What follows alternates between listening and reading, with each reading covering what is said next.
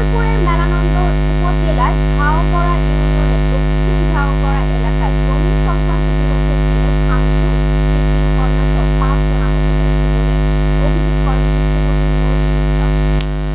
আব্দুল আজিজ গঙ্গা। পরিকল্পিতভাবে অমীমাংসিত জমিতে বাঁশ কাটা সহ বেড়া দিতে গেলে পরিবার বাধা দিলে অমনি তাদের ওপর ক্ষিপ্ত হয়ে হাতাহাতি ঘটে। পরে নজরুল ইসলাম আহত পরিবারকে নিয়ে জামালপুর জেনারেল হাসপাতালে ভর্তি করেন। এ বিষয়ে আব্দুল আজিজের সাথে কথা বলে কোনো স্তরে মারামারি হয়নি বলে জানান। বাঁশের বেড়া দেওয়ায় ওই জায়গায় অনেক বাঁশের ছোট ছোট কঞ্চি পড়ে থাকায় আমার হাতেও আঘাত পায় এবং এদিকে নজরুলগঞ্জের মাথায় আঘাত পাওয়ার কথা স্বীকার করেন। এতে ক্ষিপ্ত হলে মামলা দায়ের করবেন বলে বাঁশ কাটতে গেছে। আমি যে বাঁশ কাটতে সামনে সে দেখেন কি কাগজ থাকে, আমরা কাগজ মানব না, বাঁশটা ঘাস করাবো।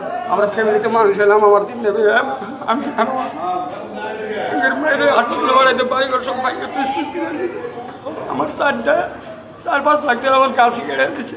এই গোয়ালের পোলা দুলাল গোয়ালেরা, হ্যাঁ ইসমাইল গোয়ালের পোলা দুলাল গোয়াল।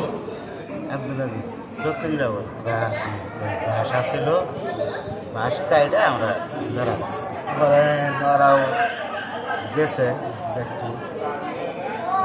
আমরা মনে করেন যে মহিলা মানুষ ভুলাতে পারি, আমগর মহিলাও আবার গেছিল সবাই ডাকাটাকি পঞ্চমত মানুষ ওরা পরে গেছে যে